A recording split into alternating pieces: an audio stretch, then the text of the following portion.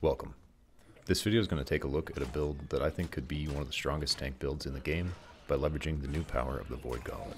I think the coolest thing about this build is the level of versatility you have, and so you can do a bit of everything, but you're good at everything as well. And so you can tank, you can block, you can dodge, you have a ton of physical and elemental resistances, you can do damage in melee with your sword, you can do spell damage in melee with your Void Blade, you can do ranged spell damage with your Void Gauntlet. You also have an AoE root, a 3-second stun, 2 different slows with your sword, and perhaps the coolest thing of all, you heal off of all of that. And so your lifesteal is just insane. The other thing that seems really fun about this build is just your resource management. And so you use your mana to enable your melee and ranged spell attacks, and then those attacks heal you, and then you can harvest your health to get more mana back.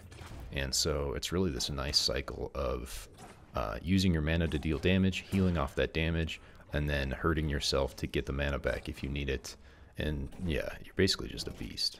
I was hoping to be able to test this build more on the PTR, but with the release of Void Gauntlet, I really just wanted to get this idea out there so that people can start playing it. And I will certainly be trying this out in the live version with some PvP as well. And so I definitely plan to make a V2 video with a deeper look at the gameplay mechanics and how it actually feels in both PvP and PvE in the live version. So here's the full build. We're going to take a look at some of the details of this in a second, but I just wanted to show the full setup, and I think the first thing I want to do with this guide is show the main rotation, and so you can kind of get a feel for the combos and synergies of these weapons, because I think the Sword and Shield and Void Gauntlet have some beautiful synergy, especially with this lifesteal build. So I want to go through step by step what I think is the best way to maximize your CC, your damage, and thus your lifesteal. Alright, so starting off, you basically have 2 different ways you can engage from a ranged, and that's either closing the gap to get up into melee by either blocking your way up or using your leaping strike with your sword. Or the second option would be to engage from a ranged, and this would be just starting to throw light or heavy attacks with your Void Gauntlet. So we're going to start with the melee rotation. And so first step is to close the gap. So you can either block with your shield all the way up, or you can use your gap closer in leaping strike with your sword. Also, if you can sneak up on your target, you can get a backstab with this leaping strike, which is nice, a guaranteed crit. Once you're up in melee, you can trade a couple attacks with your sword if you have the opportunity, but really what you're looking for is to secure a shield bash. So shield bash is really going to be the beginning of your combo, and you're going to be able to set up a ton of Void Gauntlet damage and thus life stealing off of the back of this.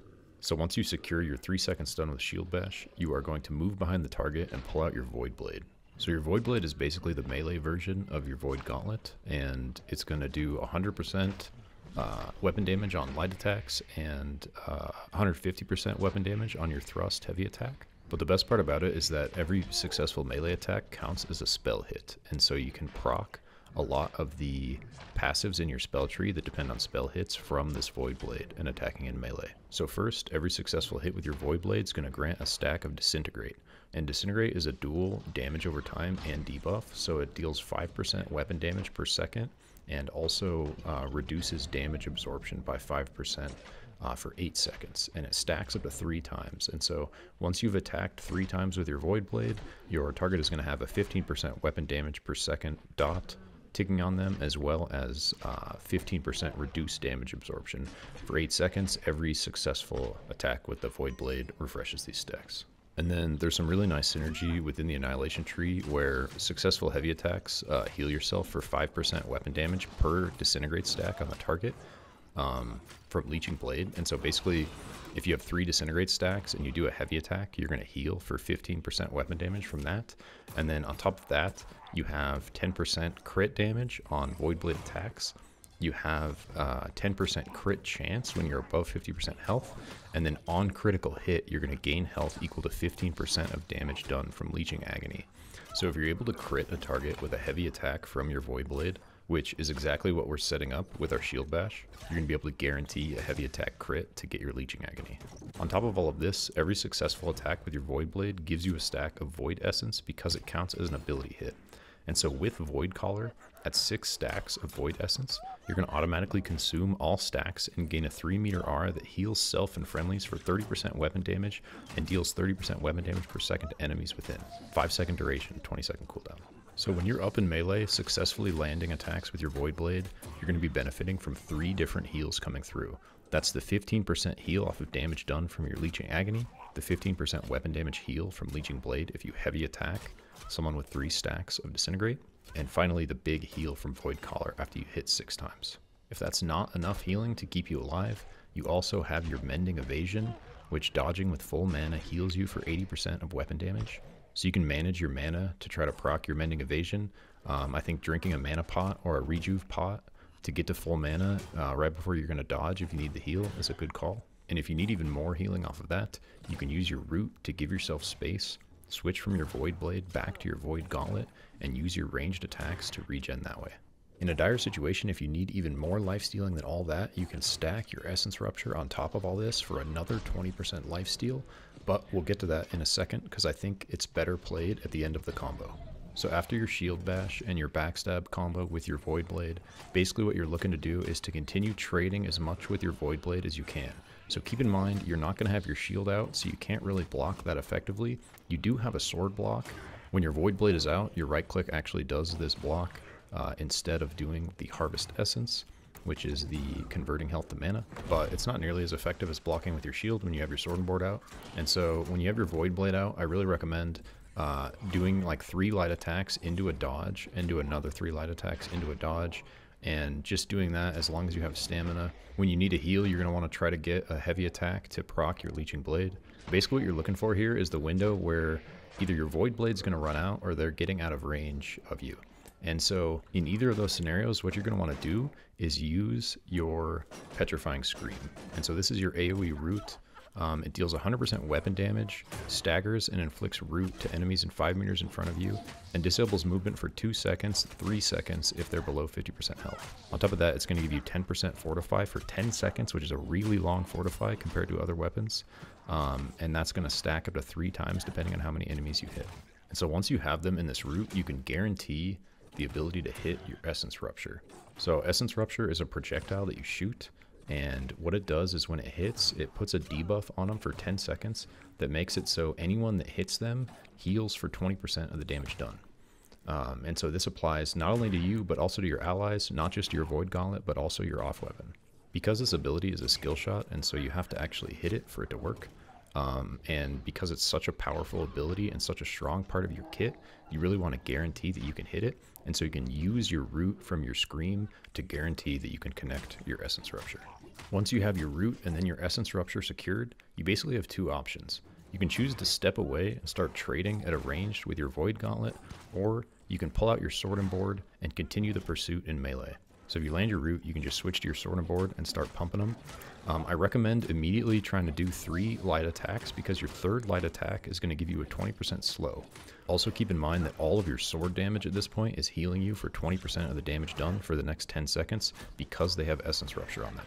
So this gives you the ability to self-heal from lifesteal, not only in your Void Gauntlet and with your Void Blade, but also with your Sword and Board. I would be remiss if I didn't mention Defiant Stance here. So you can kind of use Defiant Stance to close out your combo, and it's just going to make your trading with the Sword and Board that much more powerful, because not only are you going to have the lifesteal from Essence Rupture, but now once you throw up Defiant Stance, you're going to take 50% less damage, and then you're also going to get a nice heal at the end of that from Restoration. Also, when Essence Rupture ends, so 10 seconds after you cast it, all friendlies within 4 meters, including yourself, are going to get an 80% weapon damage heal coming through. So that hits big. A lot of times that ends about the same time your Defiant Stance ends, and so you get this nice double heal proc coming through. Another thing is that when you have your Sword and Shield on, your mana tends to regen, and so if you need another heal after that, you can actually switch back to your Void Gauntlet, and if you have full mana, you can dodge, and you will immediately benefit from your Mending Evasion, which will be another 3rd big heal. And about this time is when your Void Blade and Shield Bash are coming back off a cooldown, and so you can basically start back into the beginning of the combo. So if they continue to try to run, you're going to have the 20% slow from the 3rd light attack on your sword. On top of that, you're going to have your Leaping Strike. And so this is a really big gap closer. It covers a lot of ground, and if you're able to hit them in the back with it while they're running, it's going to give you a 50% slow for 8 seconds. And so in a PvP scenario, if someone's running away and you're able to secure this Leaping Strike backstab, it's really going to secure your kill window. Additionally, you're going to have 10% increased crit chance with your sword from precision, and every time you crit, you're going to gain 20% haste for 5 seconds. And so in this scenario where someone's running from you, not only do you have the 10% extra crit from precision, you're also going to be critting a decent amount if you're getting a backstab if their back is turned to you. And so in this pursuit rundown, critical precision with your sword basically is going to give you that nice 20% haste for 5 seconds to just continue your pursuit. Another really nice synergy with Sword and Shield is recuperation on the defender side, which makes it so all incoming healing and regeneration is increased by 10%. So for sure, when you have your Sword and Board out, this is absolutely going to apply to Essence Rupture and stack with it. I'm not sure if recuperation stacks when you don't have your Sword and Shield out. I didn't have the time to test that, but if it does, then when you have your Void Gauntlet out and your Void Blade out as well, all of that incoming healing from lifesteal is going to be increased by 10%. Alright, so that's essentially the melee combo. So altogether, here's what we're looking at. First, trying to close the gap. So you're either going to block your way up or going to use your leaping strike with your sword to get up on them. Once you're up on them, you're looking to secure your shield bash. So you can either use a couple light attacks to get your sword slow out to increase the chances of that.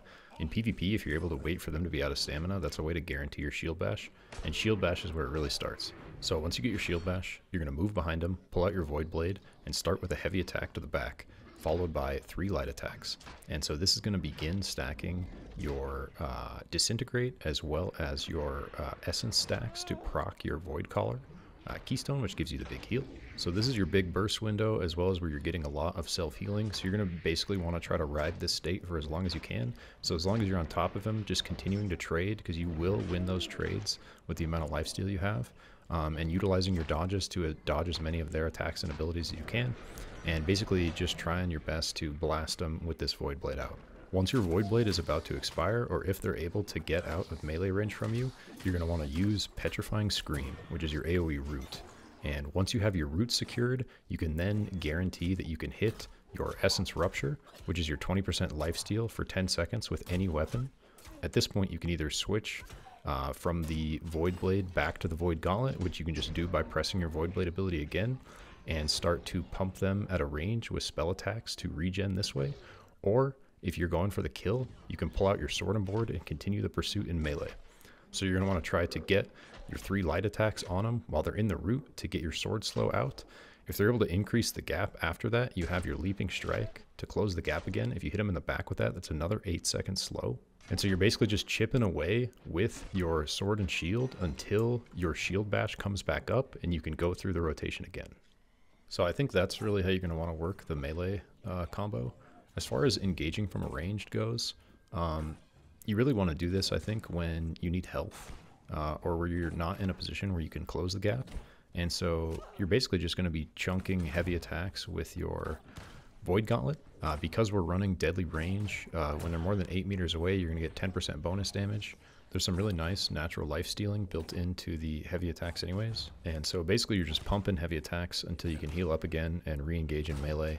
If they try to close the gap on you, you can use your Scream to root them and continue trading with ranged heavy attacks from your Void Gauntlet. Also, I think if there was any scenario to use Harvest Essence, it would be in this scenario where you have space and you're at full health, but you're running low on mana from trading Void Gauntlet heavies. So you can use Harvest Essence to consume a bit of your health, get some of that mana back, and continue trading heavies and just regen the health you lost.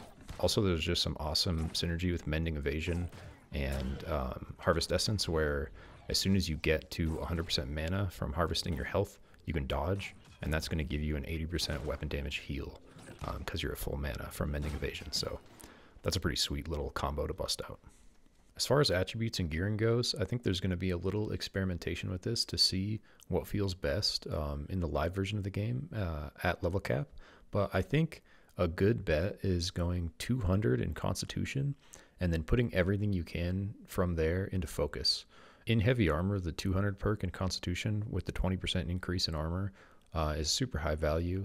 And I think the value in the perks fall off a bit from there, but I think the first 4 in Con are really solid. So I think taking Con to 200 and then stacking everything you can from there into Focus. And so in this build, just because it was PTR, I wasn't able to get a longsword or a Void Gauntlet with Focus on them, but you can see with those points that are in Strength or Intelligence, if they were into Focus, and this is with around a 500 gear score, I think at a max level build closer to a 600 gear score, you could probably get to around 200 constitution and like 250 plus focus. And I think you're going to start to feel really strong at that point just because of the amount of damage and healing that's scaling off of your focus.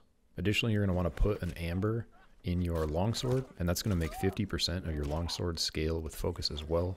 So when you are trading with your sword and shield, you're going to get a lot more value out of those trades. And if you have Essence Rupture up on them, which is healing you for 20% of the damage done, because you're doing more damage from your focus scaling, that's going to heal you for more.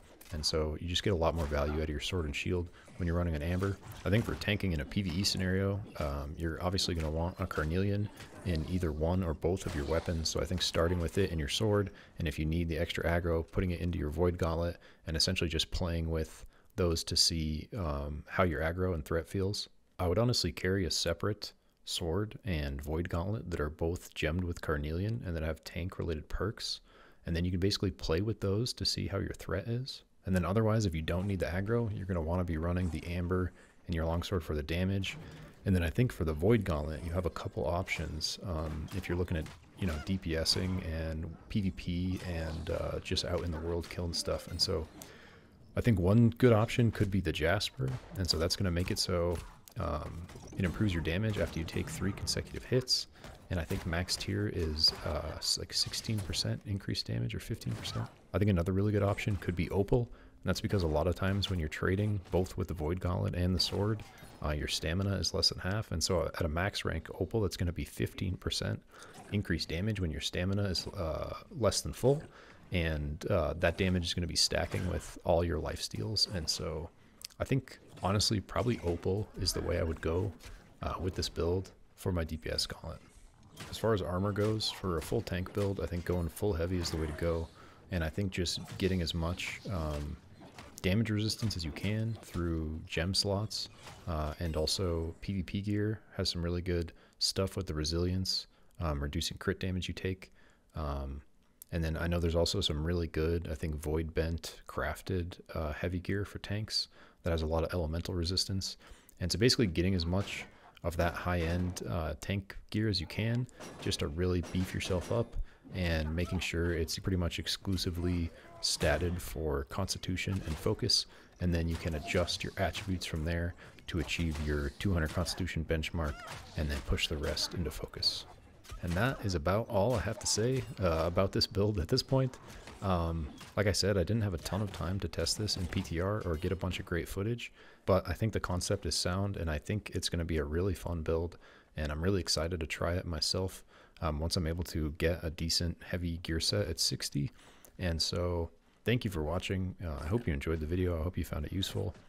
Really excited to see the different Void Gauntlet builds that are going out there, and really encourage you to try Void Gauntlet with your favorite weapon of choice, and see how it feels, because I think with Void Gauntlet and the amount of versatility there is in it, there's a lot of potential for some unique stuff. And so if you like this type of content, I'm really trying to become very adept at the different weapons and how they compare together, and experiment with different builds like this that are sort of off meta and unique, and that you don't see a lot of people playing. And so I'm planning on doing that into the continued future, and hoping to make many more videos on cool builds, and basically just trying to test them out and give my best analysis on how you could make it work both in PvP and PvE effectively. So thanks again for watching, and hope you have a really good day or night wherever you are, and hope you are enjoying your time in New World, and I hope you enjoy the Void Gauntlet, and if you become a Void tank, I hope you beast it out there. All right, I'll catch you in the next one. Peace.